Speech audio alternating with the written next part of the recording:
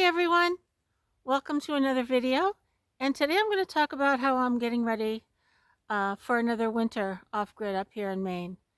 I have a few things left to do, and I thought it might be interesting to show you what there is. So the first thing I will show you is how I finished my driveway drainage ditch that I was not too happy about, but hey, I fixed it myself, and I want to thank, again, everyone who was so very helpful.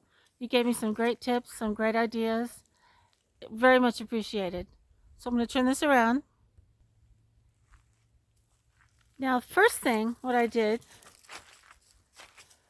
I was able to buy this PVC pipe, which I didn't know anything about.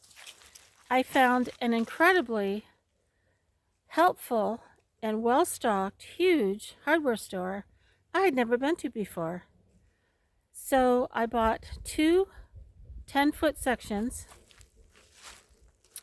dug the trench. I was going to buy another 10-foot section, and then I realized I already had this old piece that I found. So I connected it here, and I think what I'll do is brush some of that dirt off and wrap some duct tape around it, just to make sure it doesn't come off when the water starts running through it. And I will probably dig down a bit here, which will be pretty easy because it's still the new gravel, just to bury this a tad bit and straighten it out and make it point downhill, because that's where the water used to go. Now this is the rest of my remaining bits of firewood that I have yet to stack. So this will all be gone in the next week or so, and I'll clear out this ditch the way it was before so the water can continue to run downhill. And I think I've got it pretty much fixed now. It was very stressful, something I did not expect, but that's life, right? Stressful and things we don't expect. Now I wanted to talk a bit about this slope here, because some of you were concerned that it might wash out. I don't think it will. I think it's because Sheppy's running up and down it. I thought it was the deer, but it's really Sheppy. I was a little concerned, but next summer I'm going to brace it some more with some more gravel, some more stones, maybe some cement and some lengthwise logs. I think that will work. But for what I wanted, this was really the only way to do it, because this is quite a grade going downhill. But what I can do in the future, if I want, I can widen it on this side. I can take down these poplar trees myself and have someone else come, not the same guy, who never called me back, by the way, after I left two very nice messages. Please come back and make good on what you did here and fix it. He never called me back. So there you go. You have to just fix things yourself, and I figured out how, thanks to all of your help as well. Now the ditch I dug pretty deep. I probably could have dug it deeper, but honestly I was getting tired, and I do have arthritis in my back, and I was getting kind of worn out. So what I did was I put some concrete here to stop the water from coming this way, which it did the last time. And one of you, or actually two or three of you, suggested a screen over the opening so rocks and dirt won't go down that pipe. What a great idea. I didn't think of it. Thank you very much. And I actually have some very fine screen that I found in the cabin that the previous owner had. So I'm going to put that on the end and probably wrap duct tape around that to keep it secure. And I will probably either put concrete or more rocks or both on this side, just to make sure if this ever gets flooded again, this area, which it actually rarely does. We just happened to have a horrendous drenching downpour last week, just to direct the water into this pipe, and I think I'm good to go. It will really, really help me tremendously having this driveway. And there are rocks in that dirt. It is not just all sand. and it's actually packing down pretty well already. So I really don't think it's going to wash out. But I do want to brace that hill some more. I don't know how much I can do this fall, but I'll definitely work on it next summer. Now I thought I'd talk about something else that I'm doing, and I actually do it every year. Shippy, come on. When I first bought this off-grid property, the only thing I was really concerned about was how long this driveway is. It's actually, I call it more of a road than a driveway. And two things. How the heck was I going to plow it in the winter? And what if trees came down? Well, the first question, or problem rather, is I'm going to try to make a homemade plow this winter. I saw a YouTube video how someone made a V-shaped plow out of pallets.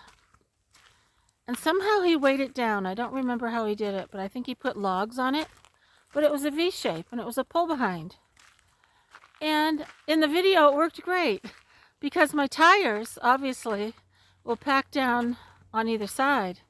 But it's the center part that builds up and makes it almost impossible to drive on. And also makes the truck slip if it cannot maneuver over that middle part. So that's one project I really need to do before it gets too cold out. And I'll do a video on that. And I'll also do a video when it snows out and show you if it works or not. All suggestions are welcome. I don't want to buy a plow. They're incredibly expensive. My truck could easily handle it, but I don't see the point in buying a plow when it's just my driveway. Now, I've been here almost 7 years. And believe it or not, when the snow gets really deep, and it can be 2 feet plus here, which I'll also do videos about, I leave my truck at the end of the road. I put all my groceries, my water, whatever I bought on my sled, and I pull my sled down here. And it works pretty good, because actually it's downhill anyway. But if I can quit doing that, figure out that plow so I can drive down, boy, that's going to make my life easier. So that's a project I really need to get going in the next few weeks. Now here's something else I do. This time every year, mid-November, and I walk along here and I look for any trees that I think I might need to trim back or take down. Because what happens every winter, most assuredly, some will come down, and I try to figure out which ones look like they might so I can take them down ahead of time. Now, one trick about living up here in the woods in Maine is to just be prepared. Have extra items on hand, as much as you possibly can have on hand, actually. And I have quite a stash already. Because when a storm does hit, fortunately, since I'm retired, I can stay home. And I know ahead of time when a storm is coming. So being prepared is key to getting through nasty weather. I'm going to show you something else over here when I'm talking about taking down trees, because no one ever taught me how to chop a tree down. I just use my common sense. But here's a perfect example for what I'm going to explain. Because this poplar tree that's leaning over, poplar is a very soft wood and is not really good firewood because it burns very quickly. But when I see a poplar tree out here and it's fallen over, I cut it up and I burn it anyway because it's free firewood. But this tree I will never touch, and I'm going to tell you why. Now, this is a very large tree, and the pressure is on the base where it's leaning. And if I was to take my Sawzall, which is battery powered, works very good, If I was to start cutting that tree at the base, I'm 95% sure it will snap and that base will bounce up so darn fast. It can hit you in the face be faster than you can ever jump backwards, and it is incredibly dangerous. So when I see a tree like that, I don't touch it. If it ends up falling down by itself, that's different. It'll be safer, and then I can cut it up. And there's also a different type of tree called a widowmaker. I don't know if you've heard of those. Never go underneath a tree to cut it down when there's another tree leaning on it. Many a fatality has happened by people doing that, and maybe they're in a hurry, maybe they haven't properly assessed the situation, or they just don't know what they're doing. Well, I didn't either, but I'm very careful, especially because I'm alone out here, and I take a look at which way the tree is leaning so that I can be pretty darn sure which way it's going to fall. And if I'm not sure, I don't touch it. And I've been having pretty good luck cutting my own firewood for the past 3 years. And I did enjoy it, but it's too much work for me, so I buy it and have it delivered now. So what I do is I walk down here, and as I mentioned before, I was so overwhelmed at first, thinking, how the heck am I going to maintain this driveway? How am I going to have all the energy to keep this clear in the winter? And now that I've been here I've been here 6 winters. This will be the 7th. And of course I'll do videos in the winter because it's absolutely gorgeous out here. These little trees bend in the heavy snow, and they'll lean over the driveway. The bigger ones tend to come down in high winds, even in a rainstorm. And that has happened. And I've come out here with my Sawzall and I've had to chop them up, which is some of these logs here. And I did have a tree. I actually heard it fall one night.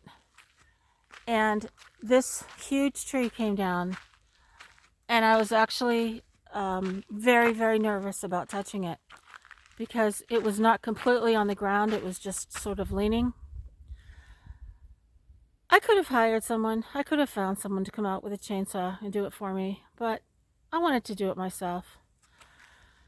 So I came out with my Sawzall, brand new blade, made sure it was nice and sharp. Put the dogs in the house so they didn't distract me. Made sure the truck was nowhere near this thing. And I took my time, little by little by little, and I chopped it down. And the rest of it is over there. But I hope I never have a tree this size come down again, because it was a little nerve-wracking. And if it ever happens again, I probably will call someone. And that's got a lot to do with being safe out here, is not being in a hurry, taking the time to think about what you're doing. And if you're tired, put your tools away, quit for the day, and start again the next morning. And I'm very good about doing that because in the past, I get a little over-ambitious and I keep working even though I'm tired. And I realize that that's not a very smart thing to do. Now, you can see some tree stumps here where I have taken some trees down that were leaning over. And I just wanted to open this driveway up a bit more. So the reason I'm sharing this driveway with you is that something can look overwhelming at first, the way this driveway did to me. And at first I thought, what the heck was I doing buying this place? How am I going to maintain this? But it's really easy now because every time I drive down here, which is every other day or so, I sort of take a look around and see, let's see, what should I trim back? And I do a little bit here and there. And I'm actually pretty much done. This winter, trees will come down, as they always do. But I'll be prepared, and I'll come out here, and I'll just take my time. And especially like this one. I can't reach any higher to trim the rest of the branches. So what I'm going to do is drive my truck under and stand in the bed and trim the rest of them. I don't think I want to take the whole tree down because it's really pretty. But I just want to clear it back a little bit. And I'll probably do the same for this one. So I really look forward to doing videos when in the snow because it is absolutely beautiful here. We can get some really, really good blizzards up here. And by good, I mean 2 feet plus. It can get down to, once I believe it was 10 degrees below zero. And I've only lived here 7 years. It might even get colder than that. So this is my getting ready for winter projects. And what looked like a very stressful, overwhelming job turned out to be pretty simple by just doing a little at a time. And so maybe if you're thinking of living by yourself out in the woods, don't be overwhelmed. Just take it little by little. Be smart. Use your common sense. Take your time. Don't chop down any tree that you think is too big or might fall the wrong way. Don't take chances. Don't do it. Have help if you're not sure of yourself.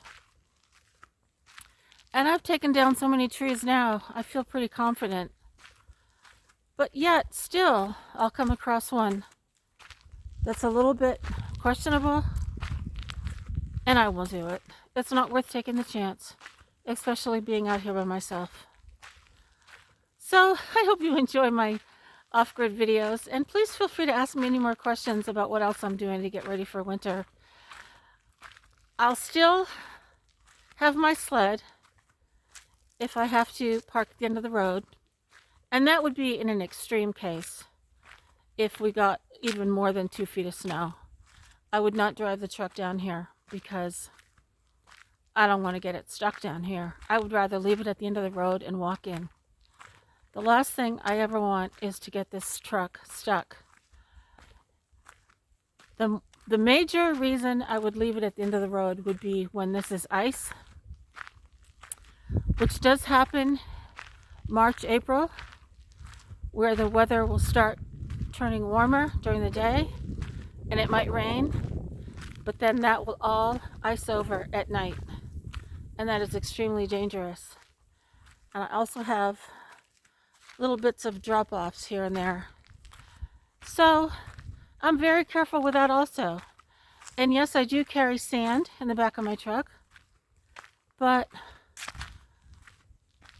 I'm very careful about looking ahead to what might happen so I can be prepared so that it hopefully does not. So I think I figured out pretty much how to live out here. And I so look forward to doing these winter videos and coming out here in a snowstorm. And Sheppy loves the snow, Maggie loves the snow. It's absolutely stunning out here. And I really look forward to showing you all of that. And it will happen anytime now because it's getting down to 30 degrees at night. I've got a fire in the wood stove every single day. Some of you have asked me how many times do I have to get up at night to load it? About twice. And what you do is right before you go to bed, you just stuff it full of logs, and then you turn down the damper so that it burns slow. And that way the fire lasts longer. And I just noticed something over here. I'm not sure what it is. Maybe it's a hornet's nest up there in that tree. I think it's a hornet's nest. I'm not sure.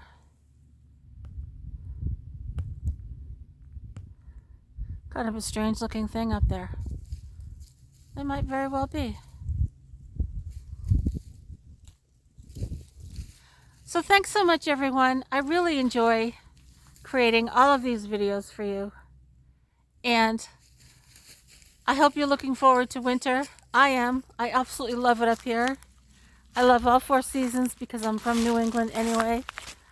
And I think that's why not so many people move up here, because of the cold. I get it. But I love it. So please take care, everyone. Have a wonderful day wherever you are in the world. Feel free to ask me questions. Tell me what else you'd like to see or what else you'd like to hear about. Have a great day, everyone. Take care.